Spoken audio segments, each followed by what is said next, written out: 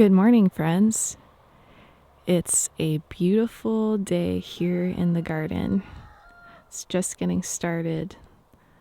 The sun is rising, and I figured I would take you guys for an early morning garden tour to show you what's going on this week.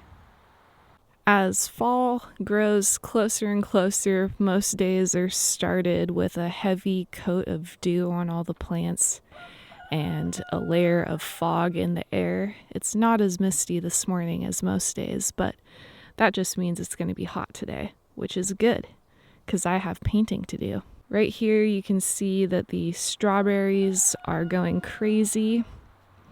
I've trimmed all the runners once already, but they're still continuing to pump more out. And I honestly just can't even keep up on them because they're so productive. The nasturtiums are looking beautiful.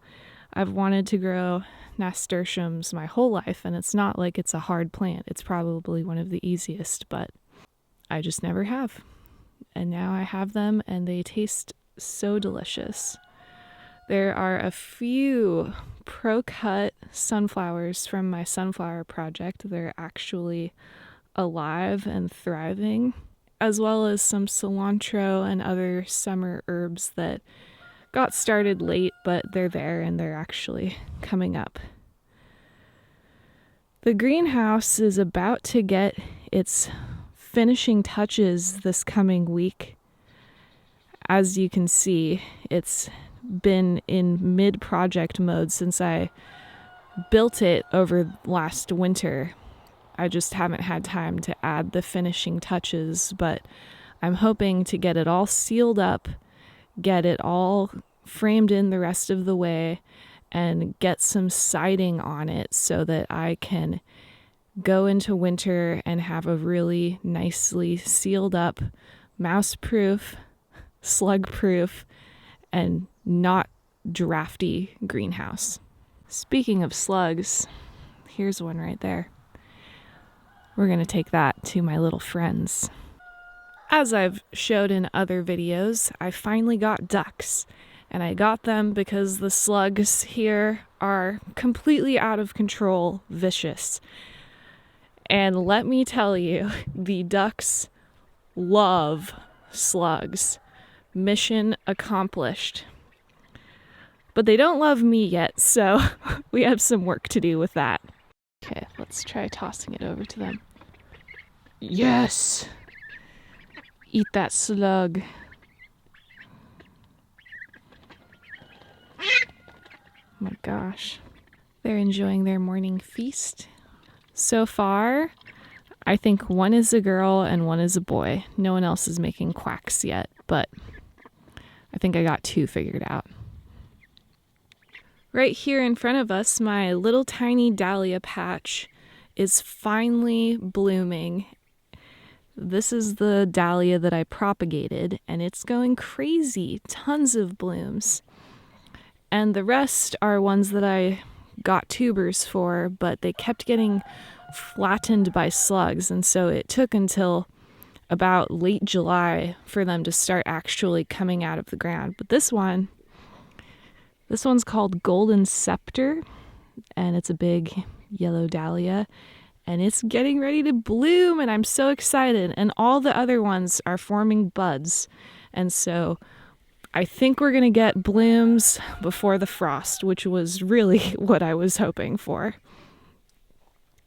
My winter vegetable transplants are going great. We have kale here on the left and lots of cabbage on the right.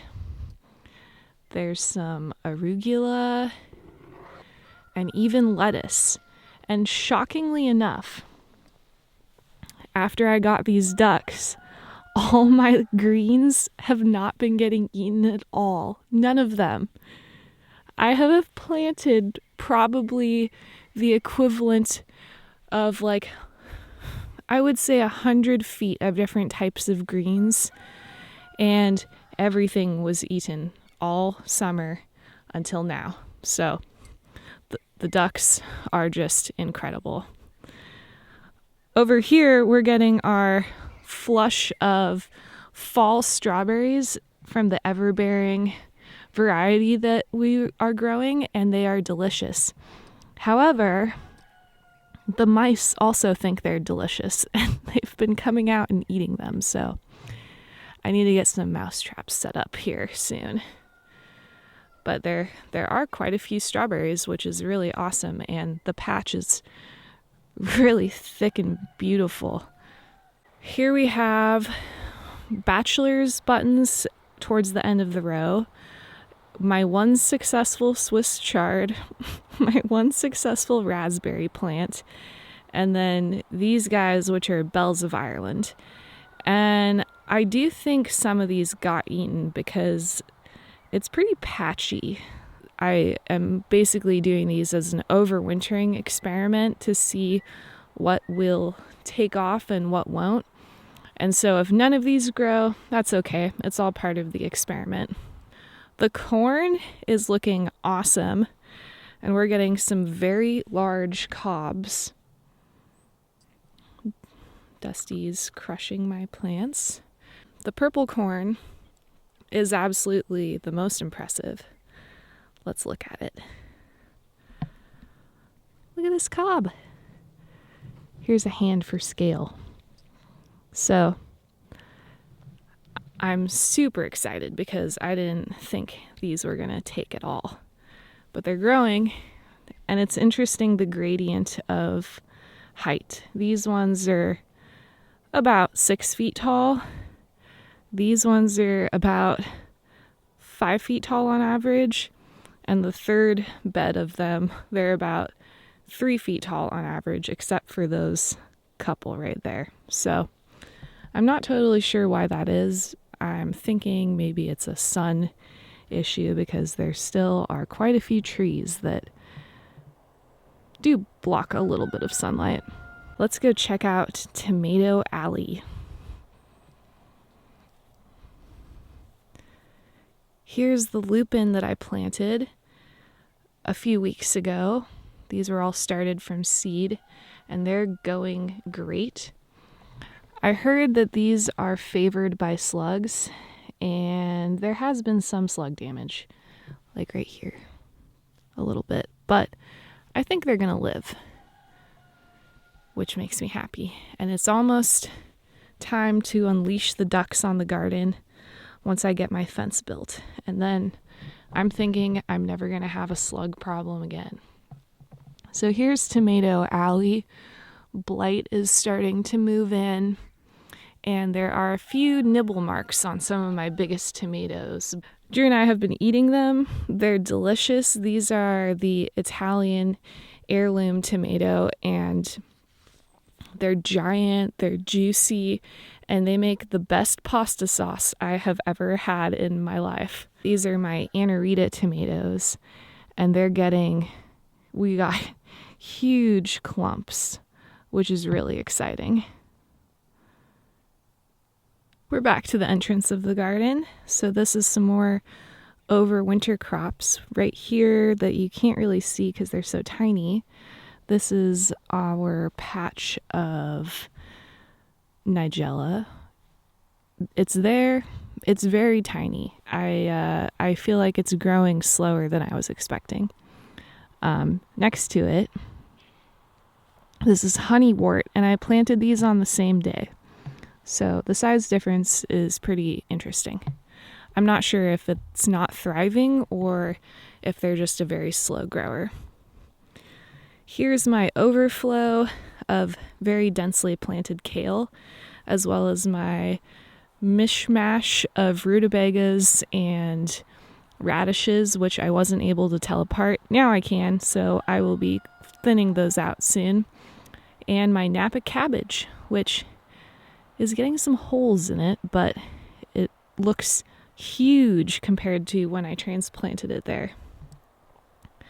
The cherry tomatoes are delicious and wild as before, and I still need to clear out my potato bed. I've just been too busy.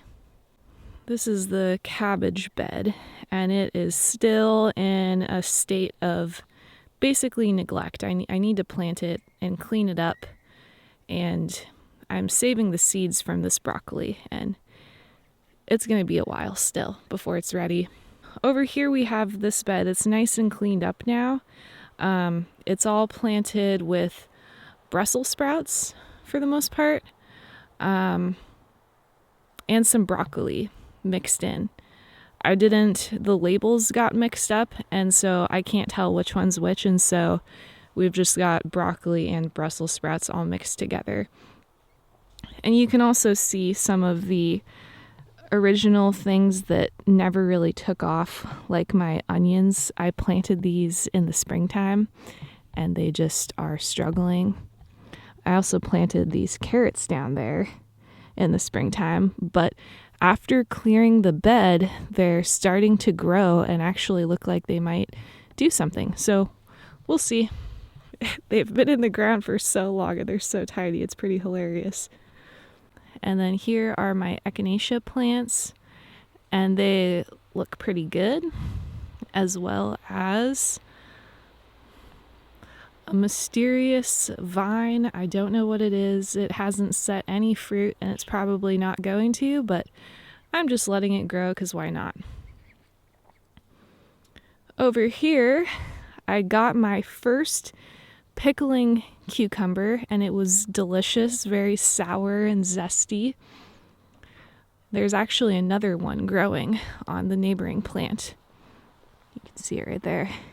I'm excited for that one. Oh, and there's a little baby. Look at that. So cute. There's a couple super overgrown zucchini as usual. And then this mystery squash, it's starting to look more like a pumpkin. It's getting massive. That's as big as my head. We'll see what that turns out to be. Over here, my watermelons haven't really changed size at all, which is making me think it's time to harvest them. And I read that they're supposed to be harvested when they feel hollow, which they do. So I'll be getting on that soon. So here's the upper view of the garden. I'm standing in the orchard, and I must say it looks pretty magical right now. Everything growing and so luscious. Let me show you the bed I just got planted this week. So this bed right here is 40 feet long, and I have it entirely planted with cut flowers, and I'm so excited for them to bloom for next year. It's a huge amount of different things. There are hollyhock, scabiosa caucasia. I have a ton of pansies and violas and lots of foxglove. I've got 2 different varieties. One's called Gloxny Flora and one is called Apricot Beauty.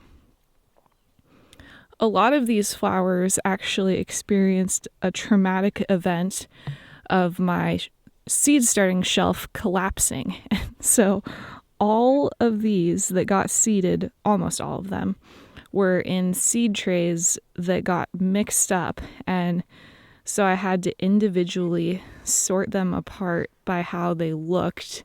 Right here, my larkspur is starting to come up. It's very tiny, and I left the cardboard on for a day or two too long, and so it's a little bit spindly looking, but it hasn't gotten eaten yet. Over here at the end of the bed are the carnation transplants that I put in. They're growing and looking beautiful, as well as the random patch of snapdragons. I've actually cut some, and they last a really long time, and I think they're pretty. The yellow wax beans have provided quite a lot of snacking, quite a few dinners of yellow wax beans, but they are just about done for the season, and so they're going to get composted, and this whole bed will be planted with something else. As always, the herb garden is looking gorgeous.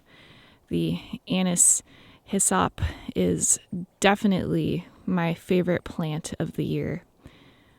Maybe tied with the calendula because they have been easy, they grew, they're pretty. Oh, and the bees absolutely love them. Here's the overflow tomatoes.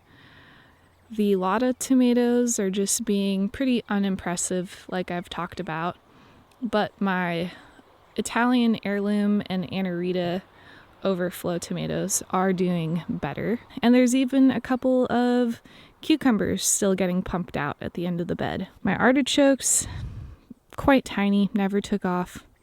The celery, quite tiny, never took off. But these are the yin yang, the black and white dry beans, and those are looking pretty good. And it should be time to harvest them pretty soon. But the whole rest of this bed got completely leveled by slugs. I planted this multiple times and the slugs ate everything. Now it's actually getting weedy, which I've done a very good job about keeping this place weed free except for this bed because I've basically given up on it. There's not too many jobs remaining in the garden. I have all of my snapdragons that are going to overwinter to plant. And I'm going to seed a few things to do for winter vegetables, like some more radish and spinach and stuff like that. But for the most part, garden season is wrapping up. I'm so happy with how the garden is turning out, and I can't wait to see what it turns into. Lots of projects still to come before winter sets in. It's crunch time, but I will see you guys next week, show you guys what I've been working on, and I hope you have an awesome Saturday. Okay, bye.